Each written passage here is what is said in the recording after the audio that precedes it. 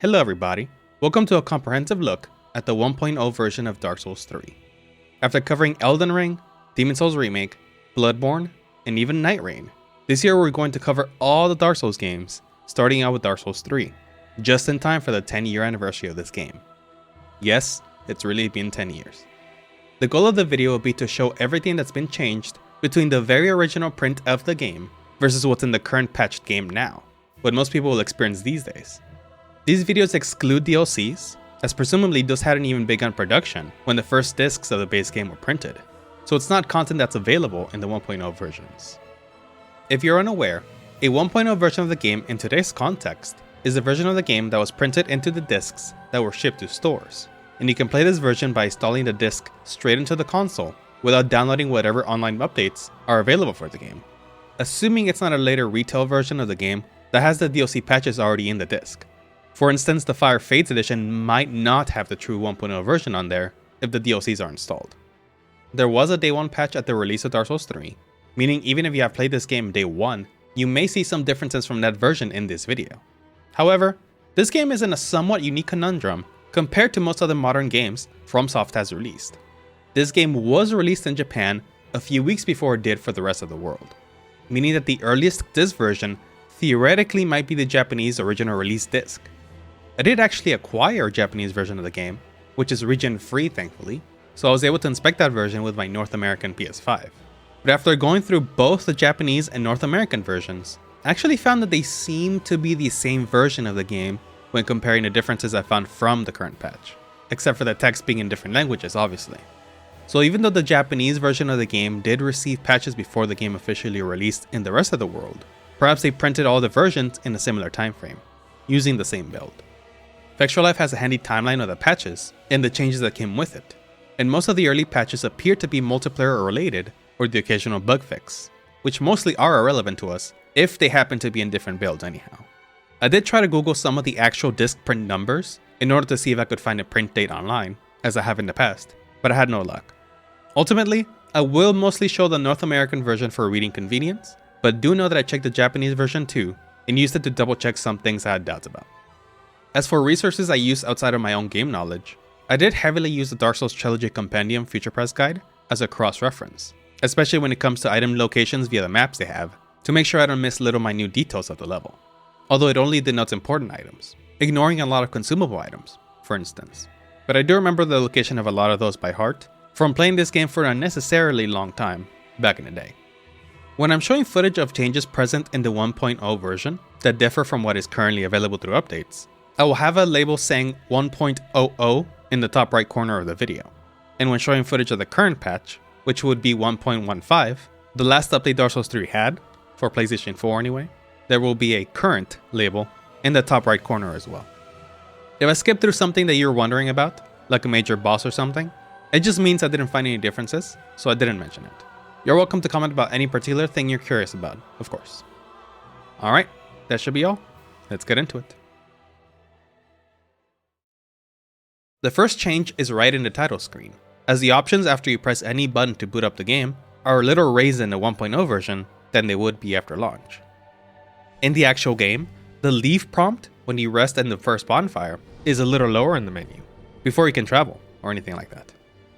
Using the same weapon, in this case being the Bandit's Knife, I noticed that riposte damage was higher in 1.0 than it would be in current patch. Urix Gundyr does have lower HP in 1.0, at 130 or so as well, but the damage numbers shown were also higher.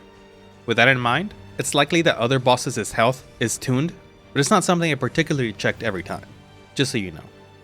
Investigating the Bandit's Knife between versions, the weapon numbers starting out with Thief class are different, but funnily enough, the attack power is lower in 1.0, while the critical hit ratio is the same, so perhaps the critical damage is calculated differently.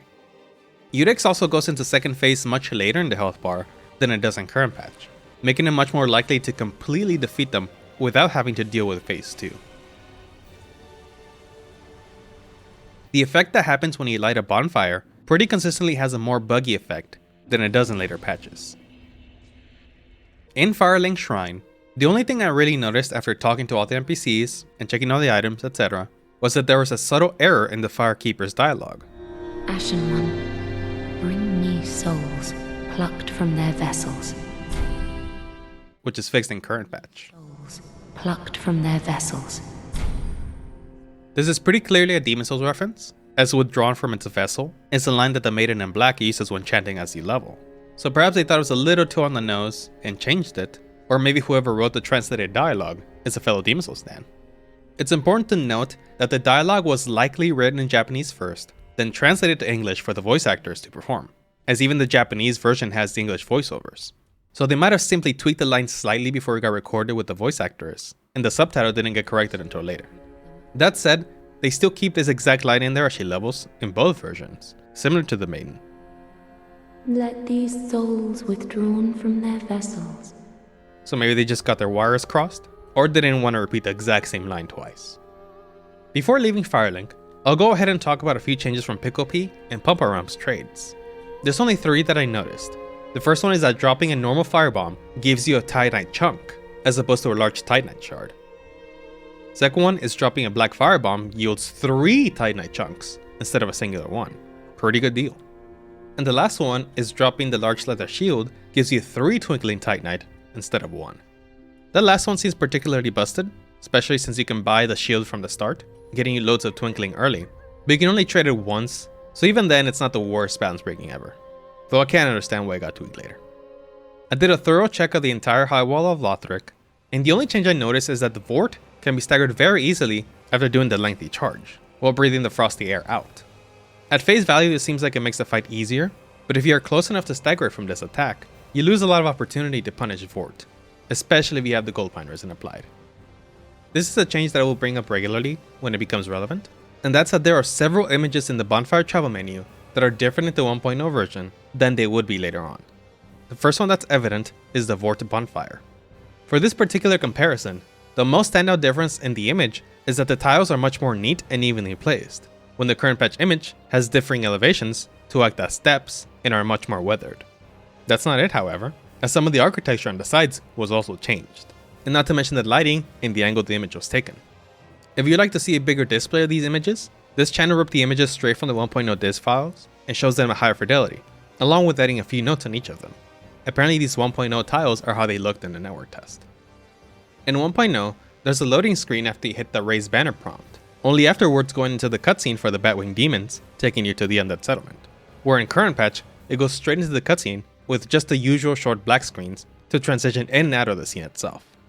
It's possible this is related to the fact that the network test for Dark Souls 3 takes place in Highwall, and perhaps the arrays weren't as optimized to transition into each other quite yet. I didn't notice any changes in the Undead settlement itself, but there are a few things I noticed while in this area. If you use a homeward bone or die, your weapon won't automatically repair itself as if you sat on a bonfire. You have to physically sit at it for it to repair, where in current patch, it repairs for you if you have any sort of reset like that. Using Undead bone shards has the same glitchy lighting effect as when you light a bonfire. 1.0 Road of Sacrifices seems to have a foggy effect going on in the area, where in current patch it's very normal lighting and stuff. This does extend deeper into the Crucifixion Woods as well. While fighting the Butcher Lady in the road, I somewhat accidentally realized you can parry a jump attack from her. Famously, you can't parry jump attacks in Dark Souls 3, so perhaps this was a change that was implemented later, presumably for PvP balance. By complete luck, I had one weapon drop that famously had a different name in 1.0, the Corvian Great Scythe, which is dubbed Storyteller's Great Scythe in the 1.0 version. As far as I know and seen with some research, this is one of 2 name changes. The description of this item is also different from what it is now, though the general idea is the same. Similar to jump attacks, you also can't parry most attacks from bigger weapons when two-handed, but I was able to parry this guy's club in 1.0. I didn't find any differences with the Crystal Sage, except the bonfire that it dropped is another one with a different image. The 1.0 one has a similar tiling as the previous example, so you can expect that to be a recurring theme, but generally this one also has less detail and rubble as the current patch version does. The angle and lighting is also different, so the changes are similar overall to the Vort bonfire image. After Crystal Sage is when I tested the Pontiff's left eye, which I did get from Vort and via the soul transposition. This is the one that heals you after a certain amount of back-to-back hits, and it doesn't do that. Maybe it requires a far high number of attacks back-to-back, which is not realistic in most circumstances. So perhaps this wasn't programmed well quite yet, or required some tweaking later on. Over in the Cathedral of the Deep proper, this isn't the 1.0 specific change, But obviously, as this version of the game was printed before even the original launch of the base game, Gale doesn't show up here, as he was a later DLC addition, in case you didn't know. And obviously, Ashes of Arendelle isn't available to us in the 1.0 version. The only other change I noticed in Cathedral is that Kirk's Armor of Thorns does more damage per roll on you, as it's supposed to be a static number rather than percentage based. As a similar note as the Road of Sacrifices, the Faerun Keep is a lot darker. Both versions have a fog effect, but at 1.0 specifically, it looks like it transitioned into nighttime, which, given you only go down a ladder to get here from the sunnier area, is definitely silly. During the cutscenes that happen when you extinguish the flames to unlock the path to Abyss Watchers, both cutscenes appear to show it being nighttime this time, maybe being a holdover from an old build, but you can see some color changes between the versions here as well. I noticed that Hazel healed 3 times 1.0, compared to only 2 times in current patch, which was extra annoying because it was incredibly obvious that they have a lot more HP in 1.0 as well, so the battle really dragged out. After defeating Hazel, I did notice at the time, but it did drop their headpiece and pick, but the notification didn't pop up. They just showed up in my inventory, only noticing later. Obviously they do have a notification in current patch. Perhaps it was a bug. The Keep Ruins bonfire image is different as well. The lighting makes it look wildly different, but in reality it's not changed dramatically. The crosses seem to be in slightly different spots, and the bridge looks like it connects a bit differently, plus the angle of the image, but that's pretty much all that's easy to distinguish. About now is when I noticed the only other name change in items that I'm aware of. Pestilent Mist was named Pestilent Mercury in 1.0. I didn't find any differences in Abyss Watchers, or even the Catacombs of Karthus, including Wonia, so we're going to take a brief detour to the Smoldering Lake and all that. This actually has the highest density of bonfire image changes, which given it's an optional area, maybe it makes sense. The first one is right at the entrance with the abandoned tomb.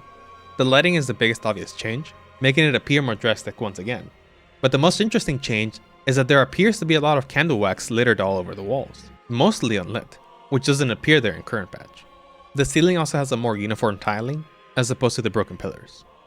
The next one is the Old King's Antechamber, which has cordyceps fungus looking growths all along the ground, where that's not present in current patch, at least not in this room.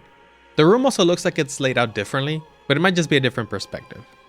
The Demon Ruin bonfire image looks more slick in 1.0, more uniform, but maybe not in a good way, given this is supposed to be a part of a dead civilization. The more rugged look definitely fits it better. There also isn't any skeletons littered about in 1.0, where there is in current.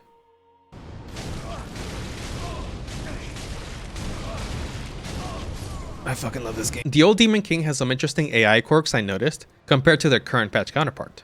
For instance, they seem to be far more optimistic to spam the meteor attack when you are far away, which sorta makes sense, but all that results in you hiding behind corpses of demons, waiting them out, just for the Demon King to start casting it again. I did try to bait out something like this in current patch, but it didn't seem prone to do this. Similarly, it was also able to cast 2 rings of fire back to back, which it didn't do either in current patch.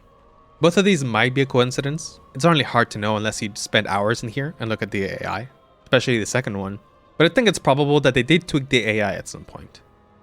To cap off the Demon Ruins, the bonfire image for the old Demon King is also different, but probably the least out of all the ones we've seen and will see, as it's just darker and foggier, and probably a different angle, that's all. Over in Irithyll of the Boreal Valley, I did kill the Pontiff Beast for the other eye ring, and just like the left one, the right one doesn't appear to work properly. The Church of Yorshka bonfire image seems to be pretty similar in what's shown, but the 1.0 one has a very low angle, pretty unique, and the lighting of course. I did do Henri's Lord of Hollow questline all the way through, just to look for changes. I didn't find any, but I did also want to get Henri's Straight Sword, because it was notoriously busted at launch. It was the main speedrun weapon before it got nerfed, for reference. By proxy, it is also quite busted in 1.0, so it's going to be my weapon of choice for the rest of the playthrough. Here's some damage showcase at Aldrich at just +3. I didn't notice anything else for Irithyll, Enerlondo, or Aldrich, but the Aldrich bonfire seems to be lacking the slime that's present during the actual boss fight. So I guess this is what this room would look like during the time period of Dark Souls 3 if it wasn't flooded. I didn't find changes in Irithyll Dungeon, but when you reach the Profane Capital, you can once again see a difference in the lighting. It's still somewhat lit through the cracks in the cave, but it looks more like moonlight than sunlight. When I first encountered the Court Sorcerer in 1.0, I first saw it in the room below, so I thought it was there in this version, but upon further investigation, it seems that the real difference is that the 1.0 Sorcerer roams. So I might have missed him at first, and he probably aggroed to me as I was dropping down from above. He certainly doesn't roam at all in current patch. Once you defeat the 3rd Lord of Cinder and get warped to Highwall, you can work back to the 3rd Lord's boss room as normal, but you will be given the prompt to light the bonfire anyway in 1.0. This is what happened when I killed Yorm last, so it might happen with Aldrich too. Or it was a bug, who knows. I feel like this was a change for other boss fights that had a phase 2 music transition, but it's most clear with Dancer. The point at which the boss music transitions is later than it would be in current patch.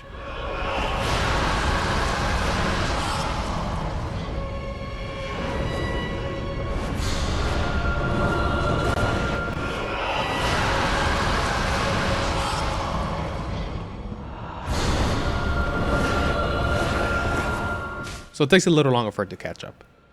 From there, I didn't find any changes whatsoever in Lothric Castle, Consumed King's Garden, Untended Graves, Grand Archives, and even all of Archdragon Peak, except for the small detail that when this game first launched, the Dragonslayer helm didn't have this plume on the back of it, so naturally, it also didn't have it in 1.0.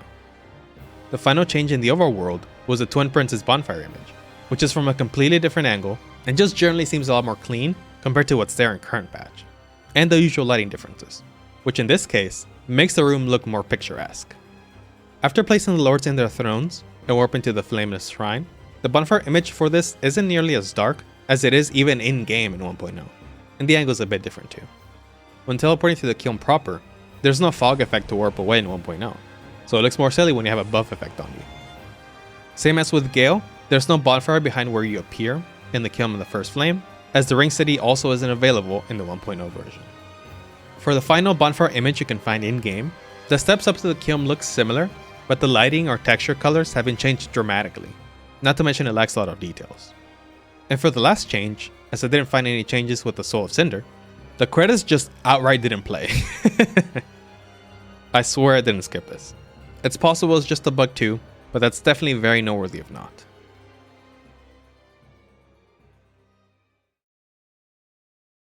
So yeah, that's all the changes I could find with a very thorough look at the Dark Souls 3 1.0 version. It has been a long time since I played this game so extensively, but I did play it a lot back in the day. Well, I guess 10 years ago now. That I'm very confident I would have noticed even decently obscure details. As you can see, even if I were to miss things, given how short this video is compared to other ones I've made, this was a very complete version of the game, even without the implementation of a day 1 patch, which is not what I expected, given this was the area when day 1 patches were starting to be standard and heavily relied on for last minute changes. But this version is extremely playable and certainly complete. This was doubly surprising because even Bloodborne had around 3 times the amount of changes that this game had, which came out a year before, but perhaps it's more of a reflection of how much that game was rushed before being finished than Dark Souls 3. I was originally going to work on Dark Souls 1 and go through the Dark Souls games in order, but as I became preoccupied at the end of last year working on the Night Rain guide, and this game's 10-year anniversary was sneaking up on me, I decided to work on 3, and I will attempt to go through the rest of the Souls games in backward order. We'll have to see how that goes, cause allegedly Dustbloods comes out this year too, so here's hoping I can manage with that in mind. If this video does well, I'm certainly open to jump to the next one within a few weeks or so. But for now, I do have Elden Ring, Demon's Souls Remake, Bloodborne, and Night Rain already up if you're interested in a deep dive of any of those games' 1.0 versions. Thanks for watching, and I hope to see you around. Take care.